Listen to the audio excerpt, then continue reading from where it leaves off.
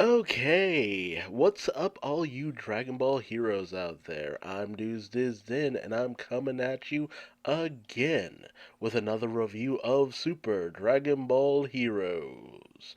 It's episode 29, or, well, possibly episode 9 if you're going off a Big Bang Mission episode count, but regardless, it's the episode titled Push Forward to the Battlefield Dragon Ball Heroes. This episode is actually a celebration of 10 years of Dragon Ball Heroes. 10 years of this. Can you believe that? But at the same time, this is actually a reflection of something I've been thinking of for a while now.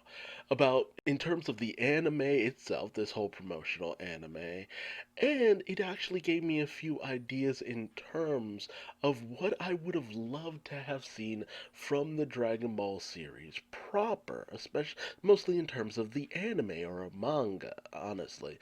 But let's get into the episode as we open up with Beat, the main protagonist of Dragon Ball Heroes, the card game, in the human world, racing off to enter into the 10-year anniversary tournament of Dragon Ball Heroes, going up against his female rival, Note. And they log in and get sucked into the world. They act surprised, but once they get inside the actual world, they act like, oh, yep, this is normal.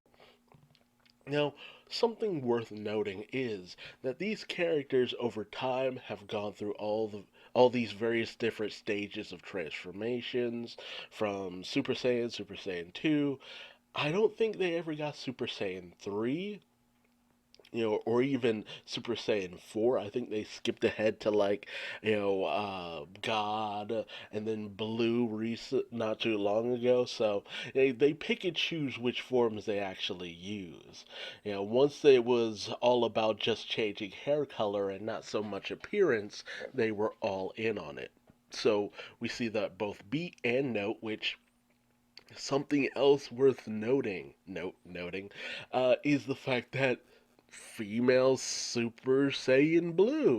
Like, yo, it's one of those things that really made me think, man, we got gypped out of seeing Goten or even Pan actually just transform. Like, through the whole of GT, Pan never transforms, and it's just like, but Goten and Trunks were able to become Super Saiyans before the age of 10, I think, or around when they were 10. Like, come on. And Pan's, like, was at least 8, 10, something.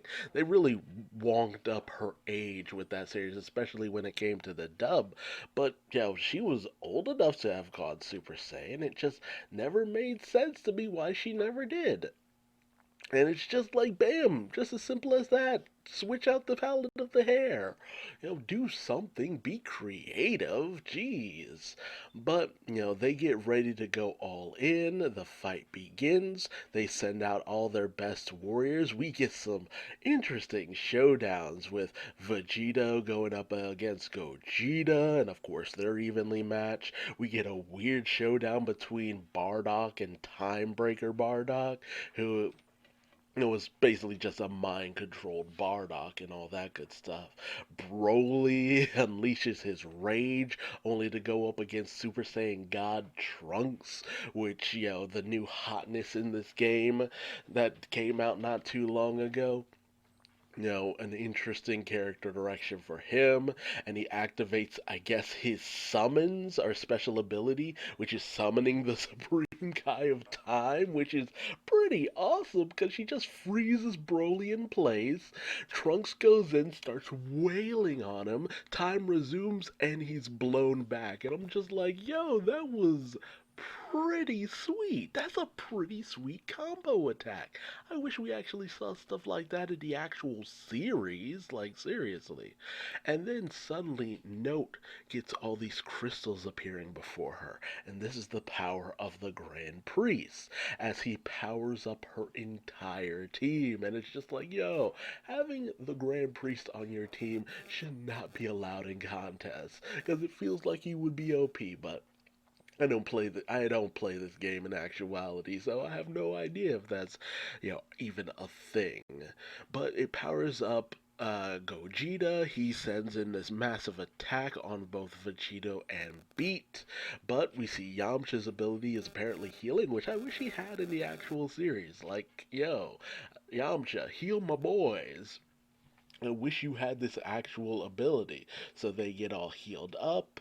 Uh, Vegito and Beat lock onto Note. They send out a massive Kamehameha that KOs her instantly.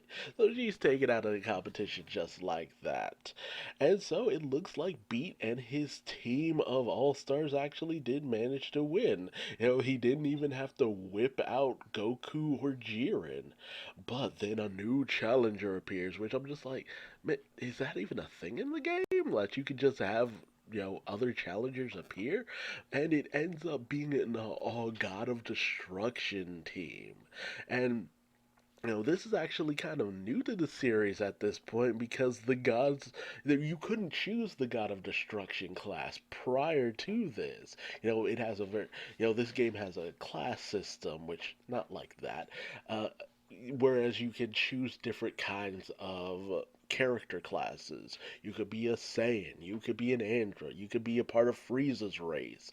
So, it took all this time for them to actually include the God of Destruction race. And, they're pretty powerful as they start just wailing on Beat, of course.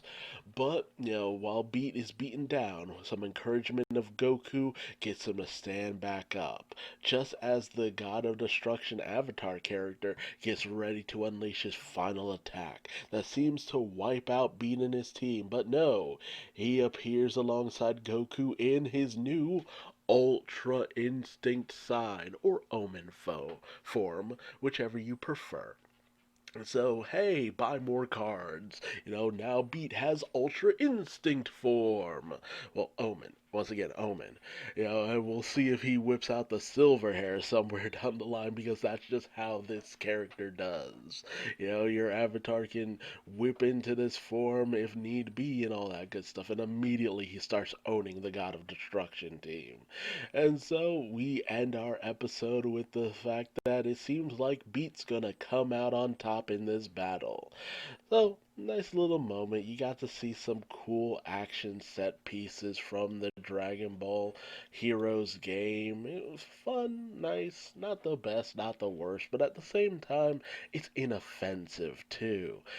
Unlike with everything going on in the actual storyline for this series, which it just hasn't been doing the best, all things considered. But with something like this, it's just like it can do whatever it wants, and it doesn't feel like, oh, how dare they do this? It doesn't get my fanboy rage up or anything like that. I don't start freaking out over, oh, how could you do this?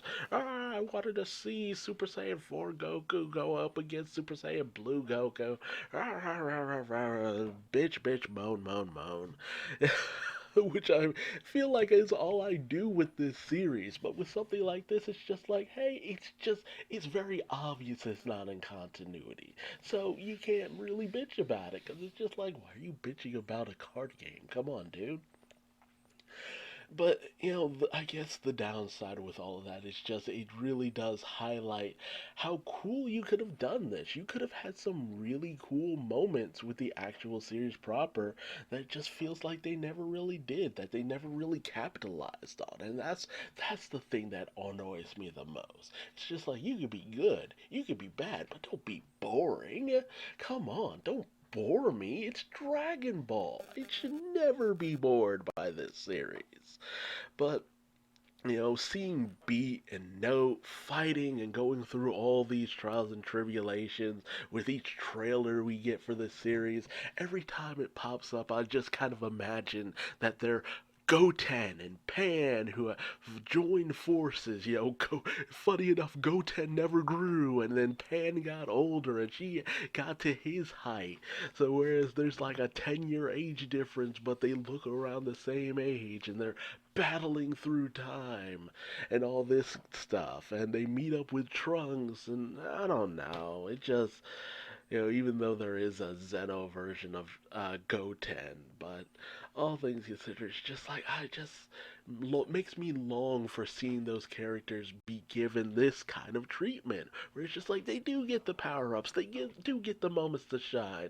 They're not perfect; they still fail. Just because they have the power ups doesn't make them almighty. But at the same time, it's cool to see them fighting alongside Goku and Vegeta and Trunks.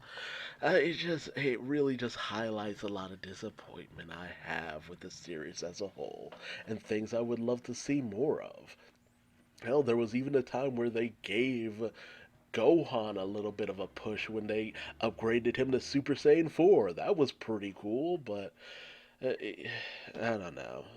Hopefully, if Dragon Ball Super ever comes back to animation, one day in the distant future of 2023, maybe, hopefully they'll start taking more risks, doing more exciting things with the series, and just giving other characters time to shine. Like, even just seeing Yamcha as a healer here was pretty nice. But I've ranted enough. Thank you for joining me today. I hope you enjoyed the video. Tell me your thoughts in the comment section below. What do you think about this card game setting? Would you have preferred that over what we got that's kind of a amalgamation of canon? Or do you enjoy that setting? And maybe you wish it was better, maybe you feel that it's fine. Let me know in the comment section below. If you like this video, feel free to give me a like or a dislike, depending on how you feel. Subscribe and hit the bell icon, that way you never miss out on another Super Dragon Ball Heroes episode review. And until next time, I've been Duuz-Diz-Din, and I will see you later. Bye bye.